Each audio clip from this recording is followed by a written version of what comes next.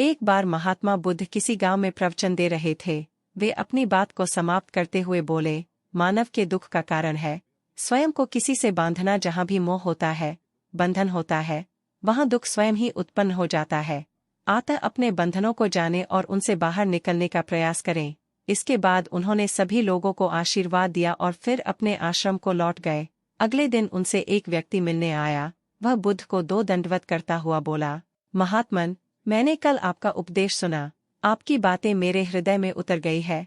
मैंने अपने बंधनों को तोड़ दिया है, सारी मोह माया का त्याग कर दिया है। अब मैं आपकी शरण में आना चाहता हूँ। व्यक्ति की बातें सुनकर बुद्ध मुस्कुराए और धीरे से बोली, मुझे विस्तार से बताओ, तुमने कौन कौन से बंधन तोड़े और किसका मोह त्याग दिया? वह व्यक्ति बोला, मेरे घर पर मेरी बूढ़े माता पिता और पत्नी है। मेरा एक छोटा बच्चा भी है। मेरी पत्नी बहुत बीमार रहती है। उसके कष्ट देखकर मैं अक्सर सोचता रहता था कि वह मर जाए तो उसके कष्ट दूर हो जाए।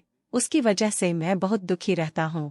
लेकिन कल जब मैंने आपका उपदेश सुना तो मेरी समझ में आ गया कि मेरे परिवार से मेरा बंधन ही मेरे दुखों का कारण है।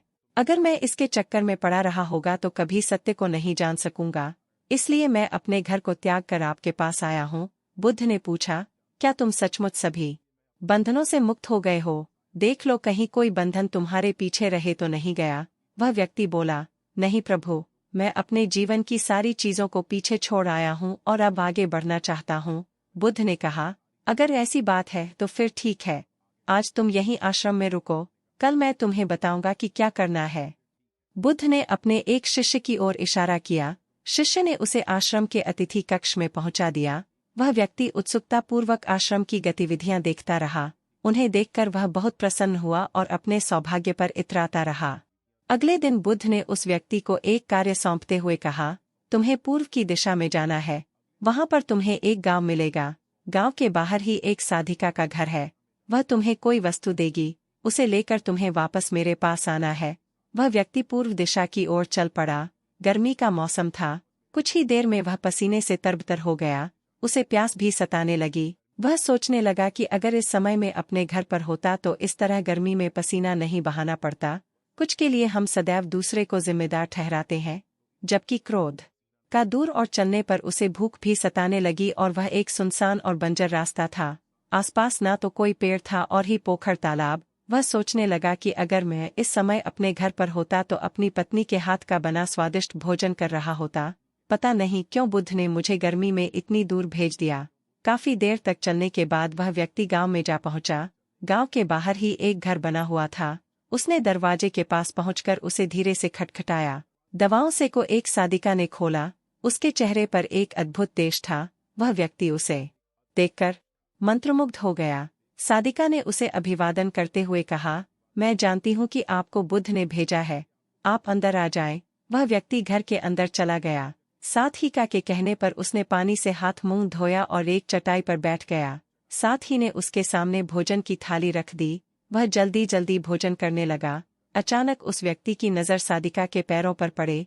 उसके पैर बहुत सुंदर थे। वह उन्हें देखता ही रह गया। तभी साधिका ने उसका ध्यान भंग किया। वह बोली, जिस व्यक्ति को बुद्ध के चरणों में स्थान मिल जाता है फिर उसे किसी अन्य के चरणों की आवश्यकता नहीं पड़ती। साधिका की बात सुनकर वह व्यक्ति लज्जित हो गया और नजरें नीची करके चुपचाप भोजन करने लगा। भोजन करने के बाद साधिका ने कहा, आप बहुत दूर से आए हैं, थक गए होंगे, यही चटाई पर लेट जाएं, मैं पंखा कर दूंगी। वह व्यक्ति बहुत थका हुआ था। वह चटाई पर लेट गया और अपनी आंखें बंद कर ली। साथ ही का उसे पंखा करने लगी, पर लेटने के बाद भी उस व्यक्ति को चैन नहीं आया। उसने धीरे से अपनी पलकों को खोला और चोर नजरों से साधिका को देखने लगा। वह सोचने लगा, यह स्त्री कितनी सुंदर है, इसकी बानगी कितनी मोहक है। अगर यह मेरी पत्नी होती तो मेरा जीवन स्वर्ग बन जाता। साधिका इसके मन की बात समझ गई। वह बोली, शरीर में कुछ नहीं रखा है, यह केवल मांस मज्जा और अस्थियों का जोर है। जो व्यक्ति इसके आकर्षण से हो जाता है वही सत्य को प्राप्त कर पाता है। यह सुनकर वह व्यक्ति घबरा गया। वह चटाई से उठ बैठा और बोला, अब मुझे बुद्ध के पास जाना चाहिए, कृपया आप मुझे वहां सामान दे लिए बुद्ध ने कहा था। साधिका ने मुस्कुरा कर जवाब दिया, बुद्ध ने आपको जिस कार्य के लिए भेजा था वह पूर्ण हो चुका है। साधिका की यह बात उस व्यक्ति को समझ में नहीं आई। वह दरवाजे की ओर बढ़ चला। दरवाजे के पास पहुंचकर वह एक क्षण के लिए रुका और पलटकर बोला, क्या आप अंतर्यामी है? आपने मेरे मन की बातें कैसे समझ ली? वह स्त्री मुस्कुराते हुए बोली, बुद्ध की कृपा से मैं मोह माया से ऊपर उठ चुकी हूँ, इसलिए गुनाहों से निर्लिप्त हूँ और किसी के चेहरे को देखकर उसके मन में उठने वाले विचारों को समझ लेती हूँ। उसकी बातें सुनकर वह व्यक्ति एक बार पुनः लज्जित हुआ और सोचने लगा कि जिस स्त्री ने सच्चे मन से मेरा सत्कार किया, मैं उसके बारे में क्या क्या सोचता रहा। उसके बाद वह बुद्ध के आश्रम की ओर लौट पड़ा। आश्रम में पहुंचकर वह व्यक्ति बुद्ध के चरणों में गिर पड़ा और बोला, महात्मन, मुझे क्षमा कर दे, मैं बड़ा पापी हूँ। उसकी बात सुनकर बुद्ध मुस्कुराए और बोले, मैंने तुम्हें सादिका के पास इसीलिए भेजा था ताकि तुम अपने आप को देख सको। अब मुझे बताओ, क्या तुम सचमुच मोह और बंधन को त्याग चुके हो? वह व्यक्ति कुछ नहीं बोला, वह नजरें नीची के चुपचाप खड़ा रहा। बुद्ध ने कहा, बाहरी बंधन और मोह को दो त्यागने से हम बंधन मुक्त नहीं होते। दरअसल बंधन और मोह हमारे भीतर होता है। तुमने परिवार को छोड़ दिया और सोचा कि मैं बंधन मुक्त हो गया, लेकिन जैसे ही तुम्हें अवसर मिला, तुम्हारे भीतर का मजा उठा और इसी वजह से आज तुम अपने आप को पापी समझ रहे हो। मुझे क्षमा कर दें प्रभु। उस व्यक्ति ने अपने हाथ जोड़ दिए। फिर वह धीरे से बोला, आप सही कह रहे हैं, मैं केवल अपनी पत्नी से पीछा छुड़ाना चाहता था। वह बहुत बीमार रहती है। 1 वर्ष से हमारे बीच संबंध भी नहीं बन पाए। मैं कुछ ज्यादा कमाता भी नहीं है, इसलिए मैं अपने परिवार के दायित्वों का वहन भी ही ढंग से नहीं कर पा रहा हूँ। शायद इसीलिए मैं अपने परिवार से पीछा छुड़ाना चाहता था, पर अब मैं समझ गया हूँ, मेरा परिवार ही मेरा सत्य है और उसके दायित्वों का निर्वहन ही असली कम है। बुद्ध बोले, मैं जो कुछ भी कहता हूँ वह अपने अनुभव के आधार पर कहता हूँ। लोग मेरी बातों को सुनते तो हैं, पर वे अपने स्वार्थ के अनुसार ही उसका अर्थ ग्रहण करते हैं। इसीलिए मोह, माया, कामना, इच्छा, वासना, क्रोध को लोग बाहर की ओर खोजते हैं, जबकि यह हमारे भीतर ही है।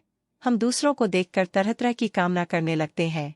कामना से इच्छा जन्म लेती है, इच्छा से वासना पैदा होती है और वासना की पूर्ति न होने पर क्रोध उत्पन्न होता है। यह सब एक दूसरे से जुड़े हुए हैं। क्रोध स्रोत हमारे भीतर है। तुम चाहोगे तो क्रोध आएगा, तुम चाहोगे तो क्रोध नहीं आएगा। इसी तरह बंधन बाहर नहीं होते, हमारे मन में होते हैं। हम मन से ही किसी से बंध जाते हैं और मन के कारण ही हम दुख पाते हैं। लेकिन जो व्यक्ति इन बातों की गहराई तक पहुंच जाता है, वह दुखों से हमेशा हमेशा के लिए मुक्त हो जाता है।